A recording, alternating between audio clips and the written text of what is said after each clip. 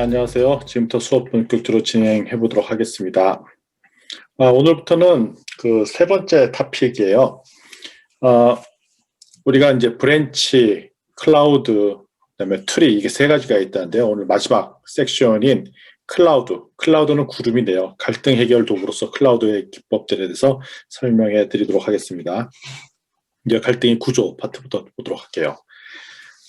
갈등, 영어로 하면 conflict인데요. 이제 서로 이제 충돌이 나는 건데, 한문으로 보면은 어떻게 돼 있냐면 여기에 칡나무랑 등나무가 이렇게 얽혀서 서로가 같이 이제 개인과 집단 간의 목표나 이해관계가 달라서 서로 적대시하거나 충돌이 발생하는 것. 그러니까 기본적으로 이해관계가 자가 있어서 갈등을 일으킨 것이 이제 갈등이다. 서로 적대시하는 충돌하는 것들 이런 현상인데요. 그까지 두 가지 종류의 갈등이 있습니다. 이제 내적 갈등. 내적 갈등은 이제 내 스스로의 갈등인 거죠.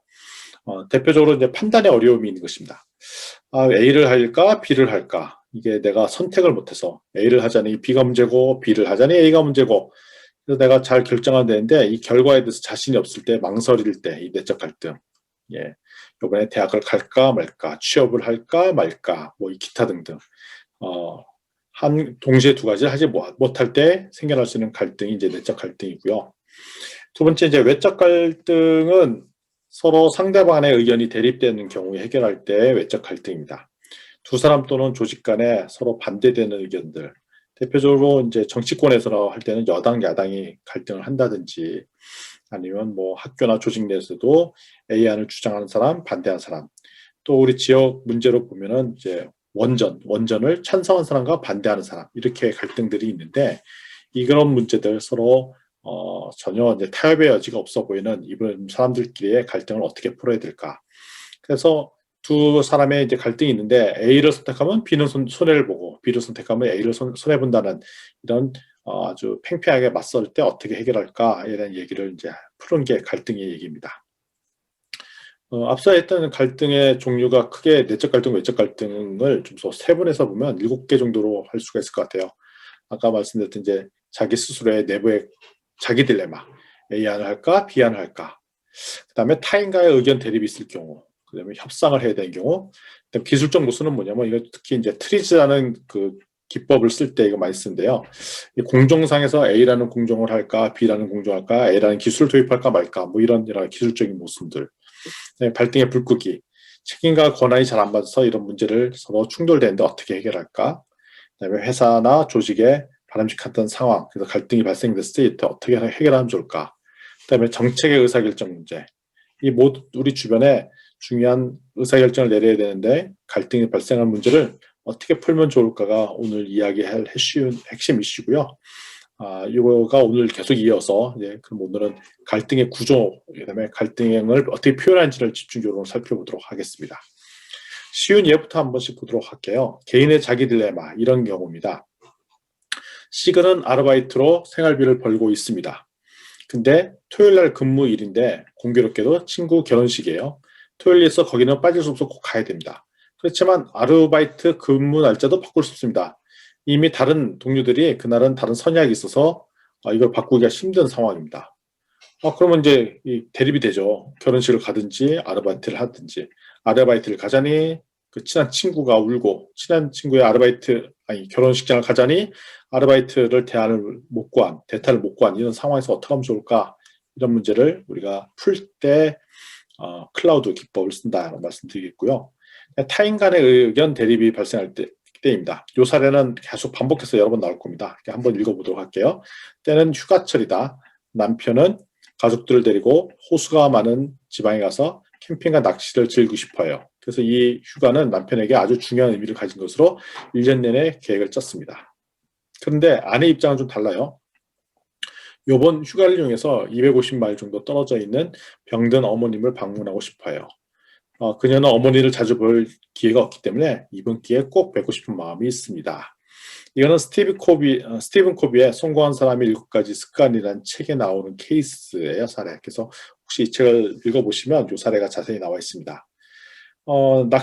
남편의 입장에서 볼 때는 낚시를 가길 원하는 게 있고요. 아내 입장에서 볼 때는 친정에 가는 게 어머니를 위해서 친정을 가는 거죠. 남편을 따르자니 아내가 슬프고 아내의 말을 따르자니 남편이 섭섭해하고 이런 딜레마 같은 상황, 이런 갈등 요소를 어떻게 풀면 좋을까?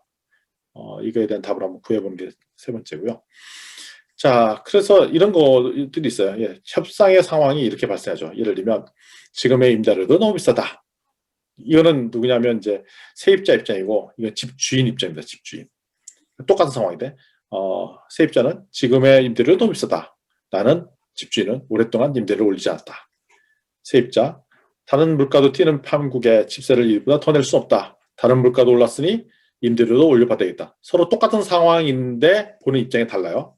아파트를 새로 칠해달라고 해야겠다. 그동안 내 아파트에 세입자가 너무 많은 흠집을 내놓았다. 이런 불만이 있는 거죠. 비슷한 아파트를 더 싼 값에 세든 사람을 알고 있다. 반대 입장도 있습니다. 비슷한 아파트를 더 비싼 값으로 세놓은 사람을 알고 있다. 완전히 다르게 보는 그 상황을. 나 같은 젊은이가 비싼 집세를 낼 능력이 없다. 젊은 사람들은 시끄럽고 집도 거칠게 사용한다. 그러니까 이 집주인도 불만이 있는 겁니다. 주변 환경이 나쁘니까 임대료를 날려야 된다. 주변 환경을 개선하기 위해 우리 건물주들은 임대료를 인상해야 된다. 어떻게 그렇게 이렇게 다르게 상황을 볼지 모르겠습니다. 개나 고양이를 기르지 않으니 나는 모범적인 세입자이다. 우리 세입자는 하이파이 전축을 너무 시끄럽게 튼다. 이건 장점인데 이게 자기 못 보는 거죠. 7번은. 그다음에 주인은 달라고 할 때 주인이 집세 달라고 할 때 꼬박꼬박 미루기가 좋다. 근데 반대로 주인 입장은 집세를 달라고만 해야지 주지 미리 주는 적은 없더라 이거죠. 집주인은 냉정하다. 인사하는 법이 없다. 나는 세입자를 배려서 사생활 침범을 안 했다. 동일한 상황인데 입장이 다른 것입니다. 나는 오래 살 셋집이 필요하다. 나는 안정적인 세입자가 좋다. 근데 이게 좀 이해관계가 좀 맞닿을 수 있는 부분들도 있긴 하네요. 살고 있는 아파트가 잘 유지되기를 바란다. 자기 아파트 잘 유지해야 건물의 평판이 좋아지고 아파트 값도 올라가길 바라고 있다. 그러니까 이런 것도 어떻게 보면 같이 공동의 목표가 있는 것처럼 보입니다. 11번 같은 상황에는. 그러니까 10번, 11번은 다 공동의 목표가 있는 것처럼 보입니다. 12번, 아파트 주인과 좋은 관계를 유지하여 필요한 보수공사 즉시 이루어지길 바라고 있다. 그러니까 세입자와 좋은 관계를 유지하여 집세를 제때 내주기를 바라고 있다. 그러니까 이 앞에 좋은 관계를 유지한다는 측면에서 볼 때는 아파트 주인과 세입자가 공통 분모가 있는 거고요. 지금 바라고 있는 것은 조금 다른 측면도 있습니다. 결론적으로 얘기해서 어떻게 하냐면 한 사람 쪽은 임대료를 더 올리고 싶은 마음이 있는 거고요. 한쪽은 임대료를 올려내지 않는 것. 그러니까 완전히 대립되고 있는데 여기서도 중요하게 이 대립을 풀 수 있는 협상의 여지가 있더라라는 말씀을 드리겠습니다. 기술적인 모순이 있습니다. 금속 부품을 니켈 용해에 담가서 도금한다. 갑자기 우리 중고등학교 때 배웠던 화학 얘기가 나오네요. 니켈 용액을 가열하면 도금의 생산성이 좋아진다. 그런데 가열은 용액 농도를 변화시켜서 도금된 것을 분해시킨다. 이거를 도금을 하려면 가열을 해야 되고 가열하면 도금된 게 깨어지고, 그러니까 이게 좀 딜레마 같은 상황인데 기술적으로 볼 때. 그럼 이거를 가열하는 게 좋을지 가열하지 않는 것이 좋을지, 이런 기술적인 문제도 이렇게 클라우드 문제로 풀 수 있다는 말씀을 드리겠습니다. 또 발등에 불 끄는 문제, 이런 것도 가능하다는 거죠. 나는 출고 담당 직원과 고객 담당 직원의 매니저입니다. 그런데 출고 담당은 내게 와서 나의 협조를 요청했습니다. 한 고객에게 납기를 맞추어 취할 제품인데 납품 장소를 알 수 없으며 자기는 고객과 통화할 권한이 없다는 것입니다. 고객 담당은 휴가 중이라 연락이 안 된다는 것입니다. 난 하던 일을 멈추고 고객에게 여러 차례 전화를 걸어 겨우 납품 점수를 알아냈고 그 후에 다시 내게 내일로 돌아왔습니다. 책임과 권한이 불일치죠. 휴가 담당은 사실 고객의 납품 장소를 알아야 되는데 그걸 알지 못한다는 것 때문에 직접 통화했는데 통화할 권한이 없어서 생기는 문제점을 얘기하고 있습니다. 그래서 이런 문제가 있는 거죠. 굳이 내가 안 하고도 출하 담당이 고객과 통화하는 것들을 허용할 것인지, 아니면 고객 담당 직원만 고객과 통화할 수 있든지, 이런 권한과 위임이 좀 불일치가 났을 때 이걸 어떻게 풀어야 될지, 이것도 해결할 수 있는 방안 중에 하나입니다. 자, 바람직한 상황도 있을 수 있죠. 작년에 우리 고객의 10%가 우리와 거래를 중단하였다. 이유를 살펴보니 생산 리드 타임보다 더 짧은 납기로 우리 고객과 계약을 하면 계약을 할 수가 있어요. 현실적 생산 리드 타임의 납기로 고객과 가결한다. 그러니까 둘 중에 하나를 받아들일 수밖에 없는 구조. 때 어떻게 하면 좋을까? 이런 좀 일도 해볼 수가 있습니다. 엘리 골드렛의 그 더골 2에 나온 사례인데요. 이게 뭐냐면 피트라는 그 스토리를 보면 이런 내용이 나옵니다. 피트라는 PT의 회사를 매각하는 게 공동의 목적이었어요. 근데 거기에 소위 말하는 그 이윤이 창출이 안 되는 포장지 만드는 부분들을 그 매각이나 또한 폐쇄하려고 합니다. 그 이유는 뭐냐면 PT 회사를 매각하기 전에 포장지 부분이 이제 적자가 심하니까 이윤을 증대시키기 위해서 폐쇄하는 결정을 낼 수도 있겠고, 아니 포장지 부분을 잘 살려두어서 이게 자산 가치를 유지해서 하면 또 좋은 PT 회사를 매각할 수도 있지 않을까. 그러니까 두 개 다 생각이 나는 거죠. 결국은 우리 회사를 매각을 하고 싶은데 그 중에 지금 우리 회사의 평가를 자산 가치를 평가를 위해서는 이 포장지 부분들을 그냥 살려둬야 되고, 그런데 포장지 부분은 계속 적자를 보기 때문에 이게 이윤을 까먹어요. 그러면 계산할 때 우리 회사의 평가를 좋게 받을 수 없으니까 이거를 또 폐쇄하는 것도 검토해야 됩니다. 그냥 이거를 폐쇄할지 아니면 유지해야 될지 이런 부분들 경영 의사결정에서도 딜레마 같은 상황이 발생합니다. 김영욱 님이 지은 갈등 해소와 대체적 분쟁 해결 체계를 보면은 갈등의 분류가 이렇게 된다고 하죠. 사실관계를 가지고 충돌하는 경우, 이해관계 때문에 충돌하는 경우, 구조적인 갈등 문제, 그다음에 관계에 있어서의 갈등 문제, 그다음에 가치상의 갈등 문제, 여러 종류의 갈등이 있더라 이렇게 얘기하고 있습니다. 따라서 우리가 흔히 볼 수 있는 갈등을 어떻게 해결할 것인가 이 핵심입니다. 갈등은 왜 생기냐면 심지 욕구가 달라서입니다. 심지 욕구는 이제 되게 거창하게 표현해서 그러는데 기분이 나빴다는 겁니다. 서로 다른 기대와 욕구가 갖고 있고, 그다음에 차이가 있는데 이걸 오류로 생각하는 거고, 이건 차이인데 이건 잘못됐다 생각하는 거고, 그다음에 내가 무능력하거나 기분이 나쁘거나 해서 반대를 위한 반대를 하는 경우가 있죠. 심리적 욕구가 발생할 수 있습니다. 그리고 사실관계의 내용 때문에 갈등이 생길 수도 있습니다. 이때는 이해관계, 금전이나 명예나 권력의 충돌이 할 수도 있고요. 해결 방법이 다른 경우, 제도나 기술이 다른 경우, 그다음에 권한과 책임이 다른 경우, 중간 목표, 중간에 추진하고자 하는 목표가 여러 가지 경우, 이런 것들에 의해서 갈등이 발생합니다. 이럴 때 가장 좋은 것은 두 이해관계자, 대립을 하고 있는 이해관계자 간에 그 사람이 공동으로 추구하는 목표가 무엇인가를 찾을 때 생각 외로 이런 거죠. A랑 B랑 여당과 야당이 갈등을 하잖아요. 특정 정책을 갖고 갈등합니다. 이럴 때 더 원초적인 우리나라가 다 잘 되자고 하는 일이 아니냐, 우리 조직이 잘 되자고 하는 거 아니냐, 우리가 다 이해관계자가 잘 되자고 하는 것이 아니냐, 이런 공통의 목표를 찾아서 유도하면 생각외로 중간에 갈등 요인이 잘 풀릴 수 있습니다. 그래서 갈등에 해결할 수 있는 방법은 그 갈등을 넘어선 그 근본의 공동의 목적을 찾아내는 것, 이런 것들이 있습니다. 전통적인 방법으로 갈등을 처리한 법은 그냥 줄다리가 있습니다. 줄다리기는 결국 누가 이길지 모르죠. 한 곳에 승자만 있는 겁니다. 강요는 항상 승자가 약자를 탄압하는 구조로 갈 수 있습니다.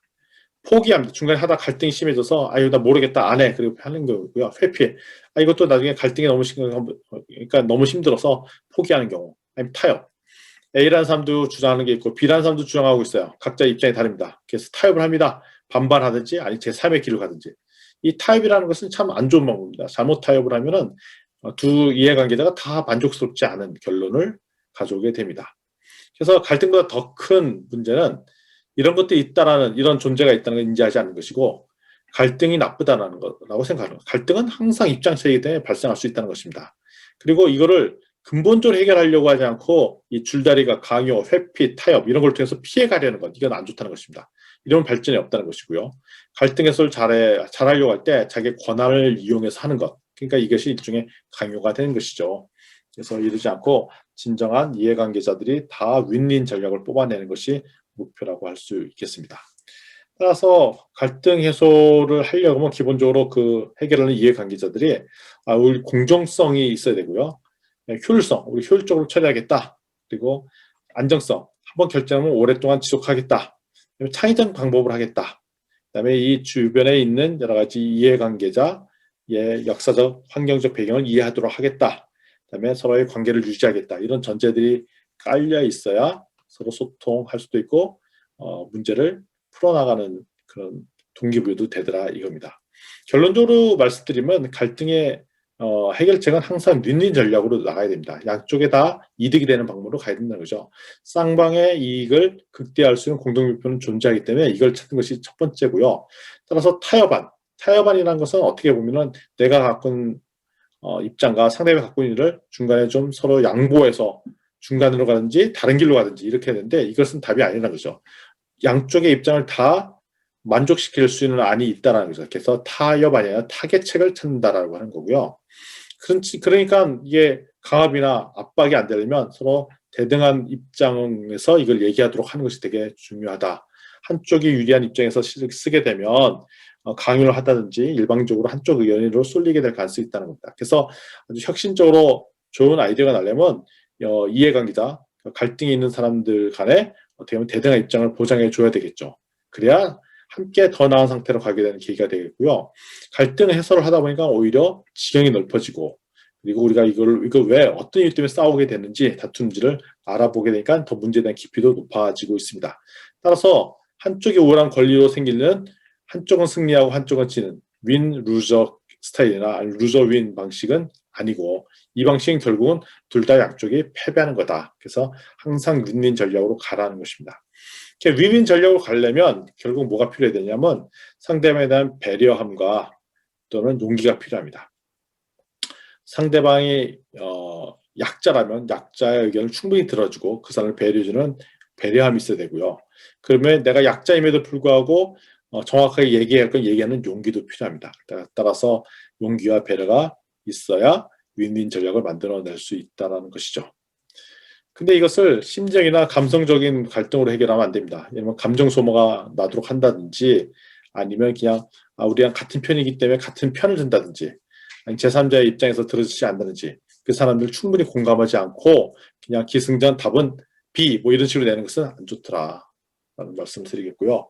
그래서 이게 되려면 역지사지의 관점 양쪽 관점에서 바라보는 것이 되게 중요하고요. 양쪽의 처지를 바꿔 생각해보는 입장을 바꿔서 생각해보자. 이런 일종의 공감 능력이라는데요. 공감 능력이 있어야 서로 윈윈 전략을 만들어낼 수 있다라고 말씀을 드릴 수 있습니다. 모든 사람이 그렇게 주장하는 이유가 있습니다. 근데 상대방의 주장을 듣지 않으면은 타협을 서로 윈윈할 수 있는 부분들이 없습니다. A라는 사람이 주장하면 그 사람마다 다 타당한 이유가 있기 때문에 타당한 이유를 찾아내는 게 되게 중요하고요. 더 넓게 시작할수록 더 깊이 파내려갈 수 있습니다. 그리고 이런 주장을 할 때 서로 감정이 상하는 일을 막아야 됩니다.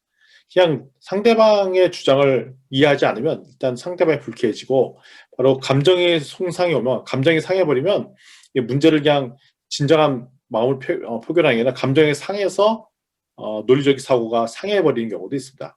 그러니까 말 조심도 해야 되고 상대방을 배려를 하지 않으면은 감정의 손상 때문에 윈윈 전략으로 가기 힘듭니다. 따라서 우리 항상 상대방의 입장을 충분히 고려한 윈윈 전략을 써야 되고 이럴 때는 우리 감정을 내려놓고 항상 논리적 판단을 기준으로 출발해야 된다는 것. 자, 이러려면 첫 번째 목표 설정이 올바른지 살펴보고 두 번째 상대방을 존중한 자세가 돼 있어야 윈윈 전략을 쓸 수 있다라는 것입니다. 우리 이거 많이 봤던 게임이죠. 이게 무엇으로 보입니까? 이게 가운데 중심으로 보면 이게 촛대, 잔 이렇게 보이고요. 양쪽으로 보시면 코를 맞대고는 그 한 사람으로 보입니다. 동시에 한꺼번에 볼 수 없고요. 내가 이제 가운데를 집중해서 보면 그릇이 보이고 양쪽 중심으로 보면은 사람이 보입니다. 양쪽 관점이 존재한다고요. 자, 이제 여러분들이 무엇을 볼 수 있는지 살펴보시기 바랍니다. 이것도 많이 봤던 그림이죠. 자, 젊은 여인이 볼 수도 있고 연세 있은 노파, 할머니 모습도 보입니다. 따라서 누가 맞고 틀린 거가 아니라 내가 어떤 관점으로 볼 수 있느냐에 따라 다릅니다. 한꺼번에 두 개가 동시에 보이지 않습니다. 볼 수 있는 모드가 전환이 돼 갖고요. 어떨 때는 여성이 중심으로 보였다가 어떨 때는 이 노파가 중심으로 보이기도 합니다. 따라서 지금 내가 보이는 것을 중심으로 주장하는 것은 내 입장에서 보는 것이지 다른 사람 입장에서는 또 다르게 볼 수 있다는 것을 항상 염두에 둬야 됩니다. 그래서 양쪽 관점으로 가질 때는 참 좋은 점이 내가 주장하는 상대방 입장에서 생각하는 것이 뭐냐면 나를 오히려 되돌아보는 기회가 되고요. 그다음에 내가 하는 주장 이런 것 것들이 우리 상대방의 주장 중에서 상대방이 나의 거울이 된다는 걸 잊지 마시고요.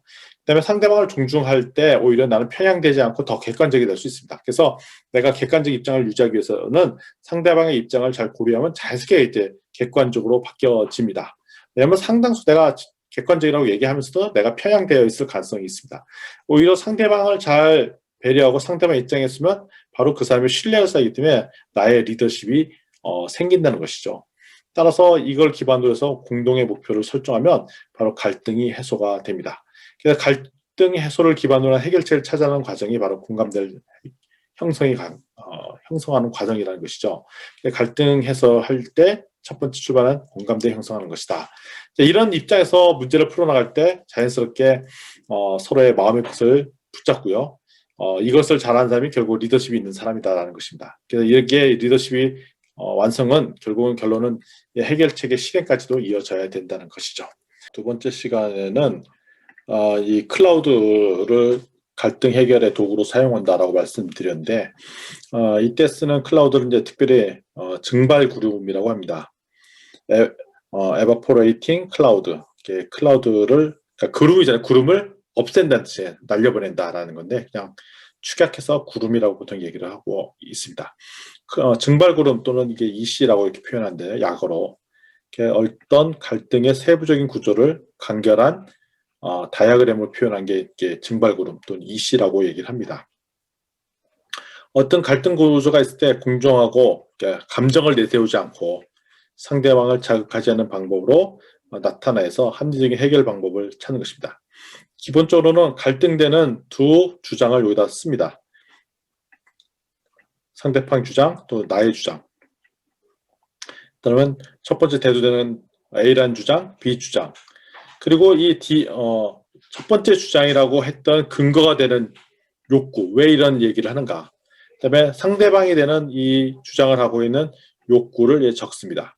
근데 살펴보면 이 두 가지가 다 공통으로 추구하려는 공동 목표가 있다는 것이에요. 그래서 우리 공동 목표를 기반으로 해서 요거를 한꺼번에 해결하려는 그 다이어그램을 표현해 보자라는 것이 이제 구름으로 표현하는 건데요. 요것만 적어봐도 상당수 많은 갈등이 자연스럽게 해결이 됩니다. 자, 주장이 있습니다. 주장. 내가 하길 원하는 것. 앞에서 얘기하면 나의 주장인 거예요. 주장. 내가 원하는 것. 포기 가능한 것. 욕구 충족을 위해서 하기 위한 구체적인 행동, 수단을 얘기합니다. 근데 입장에 따라 달라지죠. 확인하는 건 간단합니다. 물어보면 되죠. 양측이 각각 원하는 것이 무엇인가. 근데 대부분의 양측이 원하는 것이 상반돼서 서로 갈등이 발생되는 경우가 있죠. 이때 갈등이 생기는데요. 상대방이 원하는 것, 행동, 판단은 무엇인가. 그 다음에 무엇 때문에 대립이 되는가. 이런 구조를 살펴보는 것이 되게 중요합니다. 이게 주장이고요. 예를 들면 이런 거죠. 이사를 가느냐 마느냐 이런 문제로 갈등하는 것. 두 번째, 친구를 만나냐 아니면 집에서 공부한다. 친구를 만나러 가느냐 집에서 공부하느냐 이런 거고. 대표적으로 판매를 늘리기 위해서 재고를 늘리느냐 아니면 비용을 절감하기 위해서 재고를 줄이느냐. 서로 상반된 주장이 이럴 때 쓰는 얘기입니다. 그래서 우리 보통 대립 구조로 나오는 주장이 뭐냐라는 걸 살펴보는 거고요. 이때 표현을 어떻게 표현하냐면 상대방의 주장을 D라고 주장하고 그 반대표 주장을 D 다시 이렇게 표현합니다. 근데 요거는 다 욕구랑도 연관되어 있어요. B를 하고자 하는 욕구는 D를 하고자 하는 욕구를 B, 그다음에 D 다시를 하고자 하는 욕구를 C 이렇게 적습니다. 그래서 욕구를 충족시키기 위한 행동 또는 의사결정이 주장입니다. 따라서 근데 이 D와 D 다시는 서로 갈등이 되죠. 여기가 이렇게 표현해요. 이게 번개 맞은 표시로 이렇게 표현하는데 이거는 서로 대립됐다는 표현입니다. 갈등됐다는 겁니다. 그래서 이거는 뭐냐면 동시에 실행하는 것은 불가능하다. D 한다는 얘기는 D 다시를 못 한다는 얘기고 D 다시를 한다는 건 D를 못 한다는 것입니다. 동시에 실행하는 것은 실행 불가능하다. 그렇지만 D를 만들기 위해서 소위 말하는 욕구가 있고 D를 하기 위한 또 욕구 C가 있습니다. 이거는 다 요거를 충족하기 위한 필요 조건이다 라고 말씀드릴 수 있고요. 이거 욕구는 뭐냐면 욕구는 앞에서 얘기하는 이렇게 하고자 하는 욕구 B와 B와 C를 얘기하는데 B와 C는 뭐냐면 어떤 욕구 때문에 이런 행동을 하게 되는가 이런 것들을 살펴보는 거죠. 그래서 뭐라고 주장하는 것, 몸보다 행동하는 것은 몸보하기 위해서이다. 몸보하기 때문이다. 내가 A라는 행동하는 것은 그 사람이 무엇을 성취하기 위한 욕구가 있기 때문이다. 그 욕구를 알아내는 것이 또 중요합니다. 그러면 내가 만약 이걸 중간에 포기한다면, 행동을 안 한다면 어떤 욕구가 충족되지 못하는 건가? 내가 만약 그 주장대로 하면 다른 측에는 어떤 충족시키지 못한 욕구가 무엇인가 이런 것들을 알아내면 그 사람이 그렇게 주장하는 이유에 해당하는 거죠. 아니 땡 굴뚝에 연기가 안 난다고 어떤 사람이 어떤 행동을 했으면 그 이유가 있는 것입니다. 그 이유를 여기다 적어보는 게 욕구입니다. 욕구도 B와 C가 있죠. 이 B와 C를 잘 살펴보면 이것도 공통의 목표가 또 있습니다. B를 하려는 거나 C를 하려는 거. 이건 사실은 그 행동이 서로 상반된 행동에서 나온 거긴 하지만 이 B와 C, 욕구들도 한꺼번에 충족할 수 있는 공통의 목표가 또 존재할 수 있더라라는 것을 알 수가 있습니다. 자, 공통의 목표는 갈등이 해소됐을 때 얻을 수 있는 결과가 공통의 목표이고요. 따라서 우리가 서로 두 팀 간의 대립은 하고 있지만 이 대립이 공동으로 만들어낼 수 있는 목표를 만들어내면 그것을 더 좋은 방향으로 승화시켜낼 수가 있기 때문에 공통의 목표를 찾는 것, 이것이 되게 중요하더라고요. 공통의 목표는 기본적으로 긍정적인 상태이고요. 이거는 해결책이 아니라 이 서로의 갈등이 없을 때 결과로 얻어지는 것을 말합니다. 그래서 이게 아주 긍정적인 상황일 때 우리가 함께 얻어낼 수 있는 것이 무엇인지, 예를 들면 행복이라든지 좋은 관계를 유지한다든지 분쟁이 없어지든지 무엇을 얻게 된다든지. 그래서 어떻게 확인하면 되냐? 대립되는 양측에서 궁극적으로 양측이 공동으로 바라고 있는 상황이 뭔지, 양측이 바라보는 유사한 점이 있는지, 양측이 욕구를 충족했을 때 얻어지는 바람직한 상황이 무엇인지, 이런 것들을 기술해 보는 것입니다. 따라서 이 A를 기록할 때 B와 C를 로 말미암아 달성하기 원하는 공통의 목표로 잡으시면 되겠습니다. 따라서 처음부터는 어떻게 작성하는지 순서가 있습니다. 첫 번째, 대립되는 갈등의 행동이나 주장을 D와 D 다시에다 적습니다. 근데 이것이 아주 갈등관계가 명백한 것들 적어야죠. 그러니까 검은과 흰 것, 완전히 대립되는 것. 근데 이 D와 D 다시는 그 D라고 하려고 하는 이유, 또 D 다시라고 하려고 하는 이유가 있다고 말씀드렸어요. 그래서 D를 하려고 하는 이유가 B이고 D 다시를 하려고 하는 이유가 C다라는 것을 말씀드렸고요. 그다음에 이 B와 C에는 그 배경에 공통의 목표가 있더라라고 말씀을 드리겠습니다. 그래서 이걸 한 칸 한 칸 적다 보면은 생각이 정리가 됩니다. 자, 그러면 첫 번째 스토리를 적으면 스토리에 따라 이것이 갈등의 유형이 자기 딜레마인지 아니면 의견 대립인지, 그러니까 자기 딜레마는 내 내부의 문제인지 아니면 외부의 이해관계자 간의 대립인지를 먼저 확인해 보십시오. 그러니까 이걸 기반으로 해서 갈등의 상황을 이야기식으로 될 수 있는 사실적, 객관적으로 적습니다. 이거 무슨 일이 난 거고 이걸 어떻게 해결하려고 시도했고 해결이 잘 안 됐고 상대방의 입장, 태도 이런 것들을 적습니다. 이 스토리를 기반으로 해서 클라우드, 구름을 작성하고요. 그다음에 그 논리가 제대로 작성인지 확인해보고요. 이거에 대한 배경에 숨겨져 있는 가정을 확인해야 됩니다. 이 가정을 기반으로 해서 해결책을 만들어내고요. 해결책을 근간을 해서 상대방에게 설명하는 과정, 이렇게 절차가 만들어져 있습니다. 갈등은 크게 두 가지 유형이 있죠. 첫 번째는 자기 딜레마가 있습니다. 내적인 딜레마입니다. 이게 내부에 서 있는 갈등을 자기 딜레마, 이너 딜레마라고 얘기하고요. 의견 대립은 두 사람 이상의 의견 충돌을 의견 대립이라고 합니다. 이건 조직 간에 발생할 수도 있고요. 사람 간에 발생할 수 있다라고 말씀드릴 수 있습니다. 또 자기 딜레마는 두 가지가 있습니다. 일회성으로 발생하는 딜레마랑 만성적으로 반복해서도 일어나는 그런 딜레마가 있습니다. 일회성 딜레마 같은 경우에는 예를 들면 이런 거죠. 상사로부터 이번 주 토요일에 는 기술 요구를 해결하는 지시를 받았다. 근데 이번 토요일에는 가족들과 나들이를 하기로 약속해둔 상태이다. 그러니까 이게 내 쪽의 문제죠. 내가 회사의 말을 따라서 회사 업무를 볼 것인지 아니면 가족과 미리 약속한 걸로 인해서 가족 나들이를 갈 것인지 이걸 어찌 해결할까? 이거 내가 해결해야 될 문제인 거죠. 내 스스로 결정을 내렸죠. 회사 일을 하든지 아니면 가족과 놀러 가든지 그 결정을 해야 됩니다. 이거는 뭐 이례적인 성격성이 강하고요. 만성적인 것은 이런 겁니다. 똑같은 얘기일 수도 있는데요. 나의 상사는 어떤 업무든지 항상 즉시 처리를 요구한다. 주말에도 그러다. 나는 주말에 개인 약속을 할 수 없다. 근데 이런 일이 계속 반복적으로 일어나요. 그래서 뭐 토요일 날 되기 전인 금요일 저녁에 무슨 업무 지시기 내려오고 그걸 뭐 당일날 한다든지 그 다음날 하라고 그럽니다. 그래서 이게 계속 반복적으로 일어나는 거죠. 휴일날 제대로 쉴 수 없는 문제가 생깁니다. 주말에 어디 제대로 개인적인 시간을 보내는 것이 어려운 경우들이 있습니다. 근데 이것이 반복된다. 어쩌다 한번 생긴다면 그때 상황을 맞춰서 해결하면 되겠지만 이것이 반복적인 만성적 딜레마일 때는 참 해결하기가 어렵습니다. 상대적으로 일회성 딜레마는 비교적 해결하기가 용이한 반면에 만성적 딜레마는 해결하는 것도 좀 어렵더라라고 말씀드릴 수 있습니다. 딜레마를 표현할 때 이 갈등이죠. 가장 많이 표현하는 게 무엇을 한다, 안 한다 이렇게 표현을 했고요.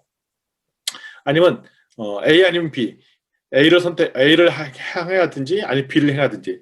근데 두 개는 한꺼번에 동시에 할 수는 없는 이런 것. 그러니까 있고 없고 한다, 안 한다, 아니면 A를 한다, 반대되는 B를 한다. 동시에 두 가지는 할 수 없고. 이런 것이 이제 전형적인 딜레마의 구조입니다. 다시 한번 설명하면 자기 딜레마 구조가 뭐냐면 첫 번째 나의 행동이 있습니다. 이거는 여기다 주로 내가 하기 싫은 행동을 적고요. 실제 하고 싶은 행동을 요 D-에다 적습니다. 나의 행동 2에다 적습니다. 나의 행동 1에다 적은 이유, 욕구를 B에다 적고요. 이거는 하기 싫었던 이유를 적는 겁니다. 그다음에 D-는 내가 하고 싶은 행동의 욕구를 C 자리에다 적고요. 그다음에 B와 C는 가 갖고 있는 공통의 목표를 A에다 적는다라고 표현 드릴 수 있습니다. 샘플 예제입니다. 일회성 의견 대립이죠. 의견 대립. 이번엔 의견 대립입니다. 아내가 이번 휴가에 친정에 가자고 한다. 그렇지만 나는 바다로 가고 싶다. 앞서 살펴봤던 그 사례네요. 완성적 의견 대립입니다. 아내는 시간만 나면 친정에 가려고 한다. 그렇지만 나는 시간만 나면 좀 항상 쉬고 싶다. 이거는 이번 휴가 때만 발생하는 일회성 의견 대립이죠. 만성적 의견 대립은 항상 자주 발생하는 형태의 대립이다라는 것을 우리가 볼 수가 있겠습니다. 자, 그러면 의견 대립의 구조는 이렇습니다. 기본적으로 첫 번째 D에는 상대방의 주장을 쓰고요. D-에는 나의 주장이 있습니다. 근데 이거 상대방의 주장과 나의 주장은 정반대의 주장이기 때문에 서로 동시에 진행할 수 없는 주장이라는 것을 전제로 깔겠습니다. 상대방이 그렇게 주장하는 이유가 있습니다. 욕구가 있습니다. 그걸 B에다 적어주고요. 그다음에 나는 나의 입장에 내가 바라는 욕구가 있습니다. 근데 잘 살펴보면 상대방의 욕구나 나의 욕구가 같이 합쳐지는 공통의 목표가 있습니다. 이 공통의 목표를 적어주면 우리가 창의적인 아이디어를 내면 상대방의 주장과 나의 주장을 동시에 이룰 수 있는 제3의 타결책을 낼 수 있다라는 것입니다. 이제 이야기를 좀 적어봐야겠네요. 스토리로 적겠죠. 앞서 했던 그 얘기입니다. 스티븐 코비 박사의 성공한 사람의 7가지 습관에 나온 책이죠. 휴가철이다. 나는 남편은 가족들을 데리고 호수가 많은 지방에 가서 캠핑 낚시를 즐기고 싶다. 이 휴가는 남편에게 아주 중요한 의미를 갖는 것을 1년 내에 기획된 것이다. 그러나 부인은 이번 휴가를 이용해서 250마일쯤 떨어져 있는 병든 어머니를 방문하고 싶어진다. 어머니를 자주 볼 기회가 없으니 이번 기회는 매우 중요하다. 이거는 의견이 대립되는 거죠. 누구 의견과 누구 의견, 남편 의견과 그의 부인의 의견이 정반대로 대립이 되는 것을 남편의 말을 따지자면 호수 가야 되고 아내의 말을 따지자면 병든 어머니. 근데 거리가 250마일 떨어져서 동시에 할 수 없는 상황. 이럴 때 어떻게 하는 게 좋겠느냐라는 우리 흔히 볼 수 있는 사례이기도 합니다. 또 다른 사례입니다. 자기 딜레마. 저는 프로젝트 매니저입니다. 나의 친구인 영희는 자원, 그러니까 인적 자원으로 활동받았습니다. 나는 프로젝트 매니저 PM인데 그 중에 영희를 내가 사용할 수 있는 인적 자원으로 배당받은 거죠. 그녀의 상사는 갑수인데 갑수는 내 프로젝트와 상관없어. 내가 하는 일에 영희가 배정받아 왔어요. 영희가 내가 쓸 수 있는 프로젝트 멤버예요. 영희가. 근데 사실 영희는 내가 매니저가 아니라 영희의 매니저는 갑수라는 거죠. 그러면 내 입장에서는 되게 입장 곤란합니다. 내가 영희한테 일을 시키려도 항상 갑수의 눈치를 봐야 되고 영희 입장에서부터 양쪽의 말을 잘 들어야 되는 이런 딜레마 같은 상황이 생기죠. 그래서 내가 영희한테 일을 주었습니다. 근데 그녀는 아직 그 일을 안 하고 있습니다. 화가 나는 거죠. 내가 매니저가 아니라고 일을 안 하는 건가? 이렇게 생각할 수 있습니다. 갑수가 그 일에 찬성하지 않으면서 일을 못하도록 통제하기 때문이다. 화가 나네요. 내가 일을 시키러 배정 받았으면 내가 마음껏 써야 되는데 실질은 매니저인 갑수가 방해를 하는 거죠. 심지어는 영희는 나보고 갑수에게 찾아가서 말해보라고 합니다. 이게 자존심 상하는 일입니다. 내가 오히려 이 사람 매니저한테 나한테 배정을 받은 영희를 잘 쓸 수 있도록 좀 조율을 해달라. 담당자인 영희 입장에서는 충분히 이렇겠죠. 왜냐하면 PM 말을 듣기도 그렇고 갑수 말을 잘 듣자니 그것도 참 어렵고, 그래서 이 조율을 윗사람들이 알아서 정리해 주길 바랍니다. 근데 그러면서 갑수는 상식이 통하는 사람으로 말합니다. 그렇지만 나는 그를 만나고 싶지 않습니다. 그리고 오히려 심지어는 나의 윗사람 성대도 이 일을 조율해 주지 않으려고 합니다. 불편한 거죠. 이럴 때 어떻게 해야 되는가. 세 번째 섹트입니다. 갈등을 그룹으로 표현하기. 이 세 번째 표현이고요. 자, 그룹을 활용했는데 그룹 활용 아까 나왔던 얘기를 한번 살펴보도록 하겠습니다. 갈등의 유형은 크게 자기 딜레마와 의견 대립형 두 가지가 있다. 첫 번째 시작은 그 스토리를, 갈등의 상황을 이야기 속으로 가급적 사실적, 객관적으로 적는 것입니다. 일어난 일, 또 해결하려고 시도했던 방법, 해결이 안 된 이유, 또 상대방의 입장, 태도를 정확하게 기록해주고요. 또 그룹으로 표현하고요. 논리가 맞았나 확인해보고 거기 숨겨져 있는 가정들을 표현하고, 그다음에 해결책을 만들고 해결책을 상대방한테 설명하는 이런 과정인데, 오늘은 일단 어디까지 하냐면 4번까지 할 예정입니다. 4번까지요. 5, 6, 7은 이제 다음번에 하도록 하겠습니다. 방금 전에 했던 이야기로 적는 거, 우리 영희 얘기에 적는 거 한번 해봤죠. 이런 스타일로 하면 되겠고요. 자, 먼저 어떤 식으로 하냐? 행동을 적습니다. 서로 상반된 행동을 쓰는 거죠. 내가 하고 싶은가? 상대방이 내가 하기 싫은 것을 구분해서 적습니다. 내가 하기 싫은 것을 먼저 적고, 내가 하고 싶은 것을 다시에다 적는다. 그러니까 반대되는 의견을 먼저 적는다 이겁니다. 그러니까 대표적으로 앞에 얘기를 하면 내가 갑수를 만나는 거, 내가 하기 싫은 겁니다. 갑수 만나기 싫습니다. 근데 모든 일을 모른 척하는 것, 이게 반대되는 얘기죠. 개입을 하든지 개입 안 하든지. 그 다음에 그 앞에 CBA를 적습니다. 자, 이렇게 적어보는 겁니다. 내가 갑수를 만나서 조율하려고 갑수를 만난다. 근데 내가 모른 척한다. 이게 서로 대립된 행위입니다. 갑수를 만나는 이유는 뭐냐면 나한테 배정받은 자원에게 일을 시키는 게 목적인 것이죠. 근데 나의 모든 일을 모른 척한다. 모른 척하는 것은 뭐냐면 내가 다른 사람 만나서 조율하고 이런 것보다는 나는 그냥 내가 할 일만 집중해서 하고 싶은 겁니다. 근데 이렇게 하는 일들이 뭐냐면 결국은 원래 목적은 이 프로젝트를 계획대로 완수하는 게 목적이기 때문에 그렇습니다. 이 프로젝트가 완수가 잘 되려면 나에게 할당된 배정되는 사람한테 일을 잘 시키는 것도 중요하고요. 그다음에 그러니까 나는 다른 것보다 이 프로젝트에 집중해서 내 일을 하는 것도 중요합니다. 자, 여기서 B와 D와 D 다시는 분명히 대립되는 거 맞는데요. 이 B와 C 단계까지만 해도 이 서로 대립되는 건가? 서로 다 병립하는 것이 아닌가라는 그런 입장으로 조금은 좀 순화되는 것을 볼 수가 있습니다. 자, 순서를 한번 살펴보도록 하죠. 읽는 순서. 내가 다 구슬을 만난다. 모든 일을 모른 척한다. 서로 대립관계입니다. 그다음에 내가 왜 이걸 모른 척하는 이유가 뭐냐면 난 그냥 내 일을 추진하고 싶어서 이렇게 하는 거고요. 그다음에 내가 갑수를 만난다면 그런 나에게 할당되는 자원한테 일을 시키는 게 부담스러운데 그에게 일을 시키려고 만나는 거죠. 결국 이 일을 통해서 결국 원하는 것은 프로젝트를 계획대로 완수시키려고 했는데 문제는 1과 2가 대립관계라는 것이 문제라는 것입니다. 자, 그룹관계를 읽을 때 이렇게 읽습니다. 주어, 동사, 목적어가 명확히 드러나야 합니다. 우리나라 사람들이 한글을 쓸 때 주어를 빼놓고 쓰는 경우가 있습니다. 그래서 항상 주어, 동사, 목적어를 쓰고 그다음에 그렇다고 문장 안에 원인이 되는 행위를 적지는 않습니다. 왜냐하면 이런 것들은 적지 않는다는 것입니다.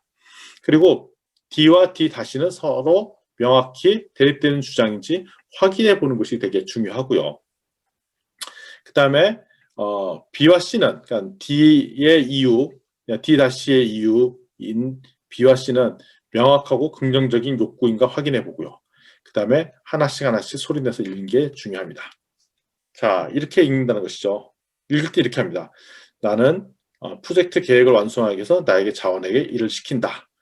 나는 프로젝트 계획을 완수하기 위해서 나의 일을 추진한다.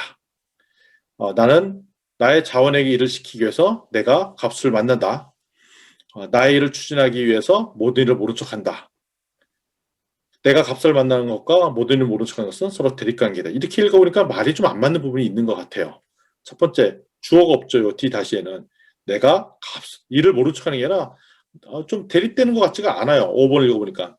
내가 내 모든 일을 모른 척하는 거랑 갑수를 만날 수도 있지 않는 것인가? 그 대립관계가 이상한 것 같아요. 그래서 여기를 수정합니다. 내가 갑수를 만나지 않는다. 그러니까 갑수를 만난다, 갑수를 만나지 않는다. 명확하게 대립관계에 드러나 있죠.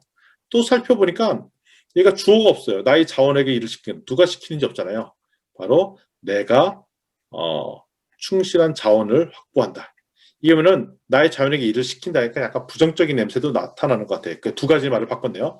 주어인 나를 추가했고 자원에게 일을 시킨다. 그럼 약간 부정적인 냄새가 나기 때문에 내가 충실한 자원, 내가 잘 활용 가능한 자원을 확보한다. 이렇게 내용을 바꿨습니다.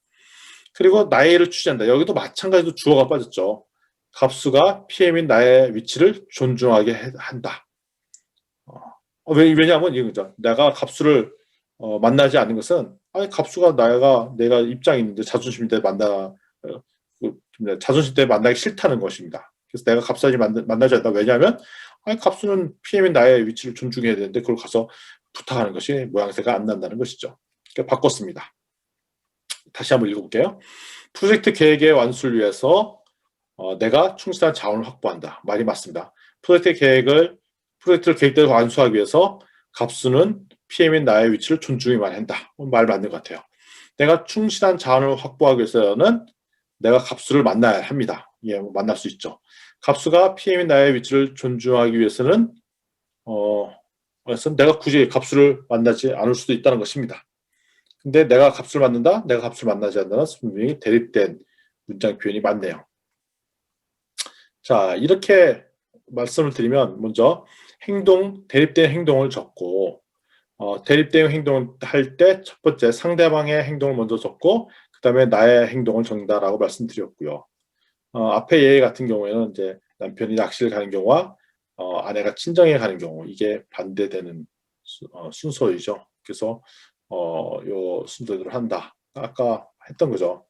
휴가철인데 남편은 호수에 가서 낚시하길 원하고 아내는 병든 어머니 뵙기로 가길 원하잖아요.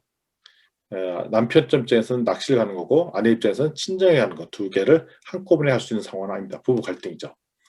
자, 낚시를 하러 가고 친정에 간다. 근데 친정에 가길 원하는 것은 왜 그러냐면 어머니를 방문하려고 했고요.